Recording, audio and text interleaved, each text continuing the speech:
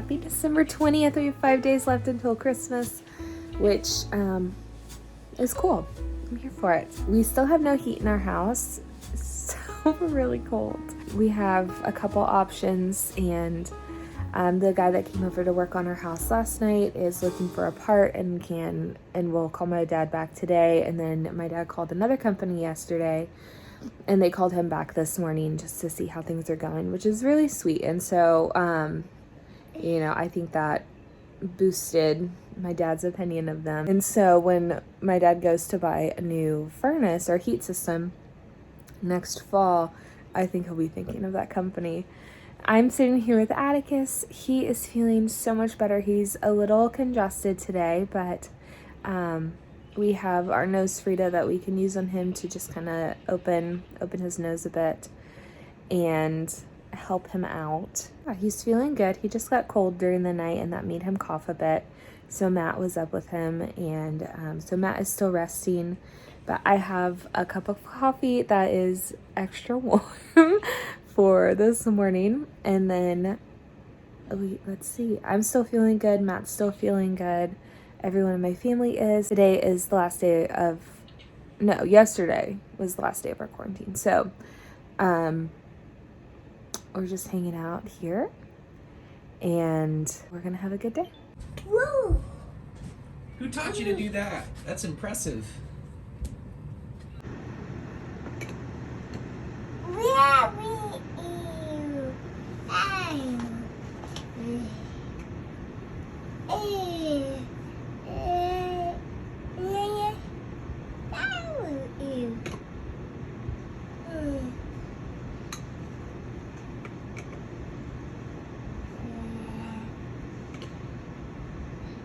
I am heating up some leftover tater tot casserole and carrots and green beans for my lunch. I realized that when we did our grocery order, we didn't have enough chicken for tonight. I'm doing street tacos, so I'm doing carne asada and then chicken.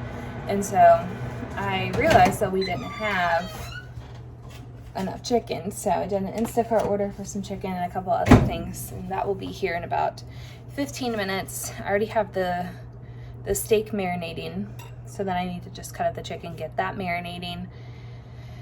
I have a lot I need to do this afternoon. I have a campaign that I'm working on with Pinterest that I need to have done by Sunday, but I want to have it done today or tomorrow at the latest. I need to get ready as well, put on some makeup, because I feel like a bum and I want to not feel that way. So I'm gonna eat lunch, do stuff this afternoon, and yeah, I'll check back in later. Hello, it is about 4:30 and I am making some cilantro lime rice for dinner tonight. I use the Skinny Taste recipe, which I'll link down below. That's by far and away my favorite. It's a little less on the calories,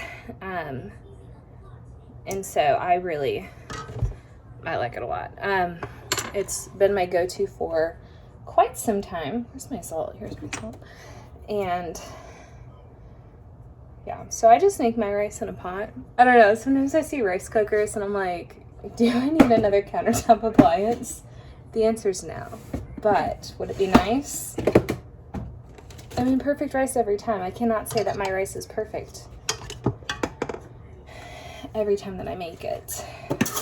So this is what we keep our rice in, and we have cooking instructions in case someone else is making it and they don't know how to make rice.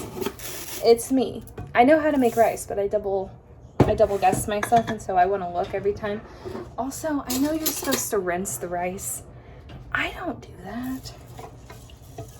And I've gotten no complaints from my family before. Let's make some rice. So I just got done filming content for Pinterest. So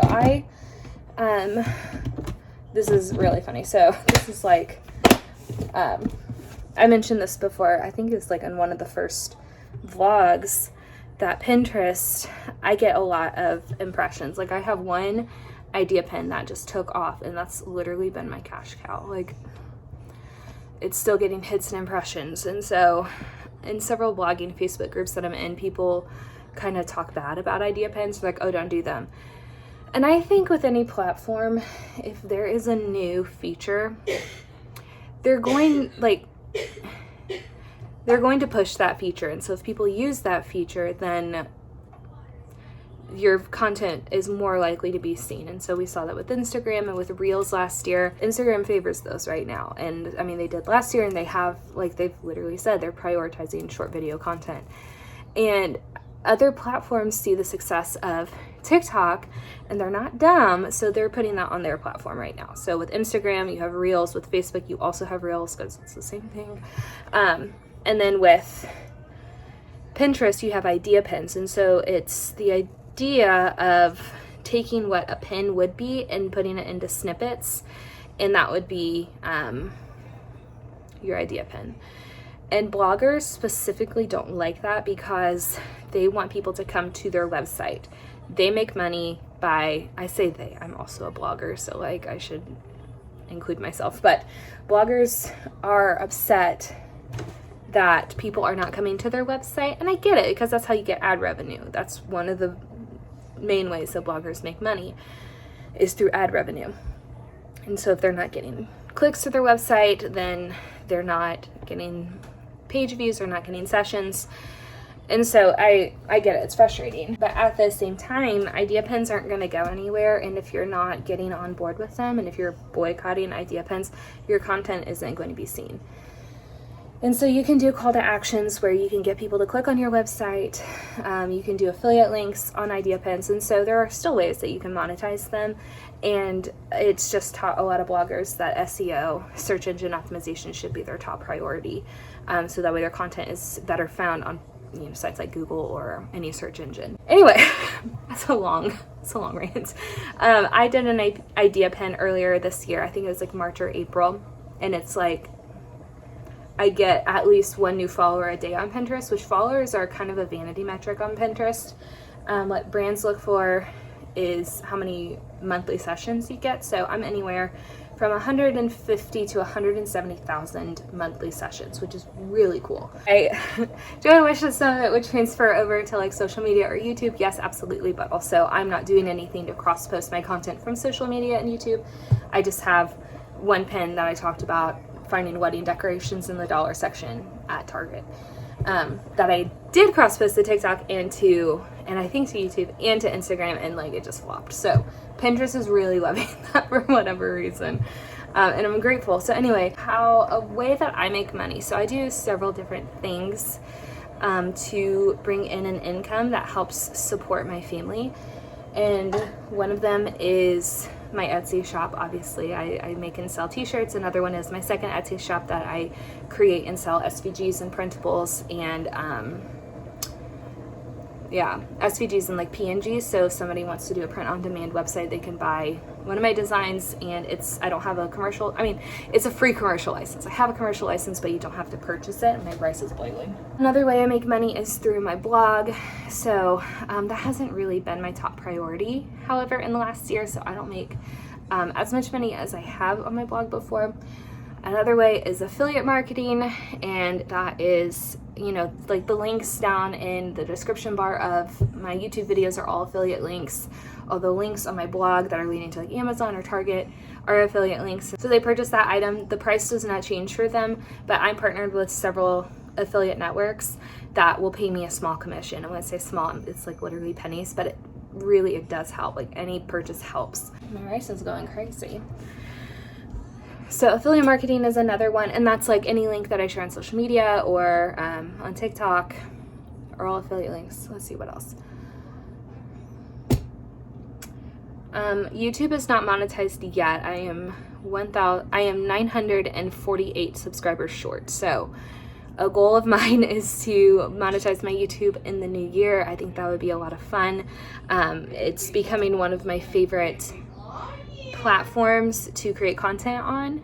I really enjoy it. I like editing videos, so I'm hoping that next year YouTube will become a way that I make some money. And then another way is through brand sponsorships or partnerships. And that is, if a brand likes my content, they will reach out and we can partner together if I feel like that brand aligns with what I think my brand is, what I think my audience would like, or if it's a product that I already use and like. So earlier this year, I actually got my first brand. I just want to hold this lid because like, I don't know what my rice is doing. Last year, McAllister's Deli reached out and wanted to partner with me. And I said yes, and it was on Instagram, and it was really exciting. It was my first brand deal, and so I did that. And they just, I love McAllister's Deli, so that was a no-brainer. It's somewhere I eat. It's something I would use. It's something I was excited about. It was for their tableside service. There were a few more this year, and then a couple months ago, Pinterest reached out. I'm via one of the influencer networks that I'm a part of. They reached out and asked if I would be willing to test a new feature for them and create content for that, and I said yes. And then they asked me what my rate is, and I will admit, like, because I'm starting out, like, I just started doing brand deals this year, I don't have as high of rates as other influencers do, because I'm not going to be able to produce a finished product or an experience that is quite as professional as those who have been doing it for several years. So with each brand deal comes practice, and then my rates go up a little bit.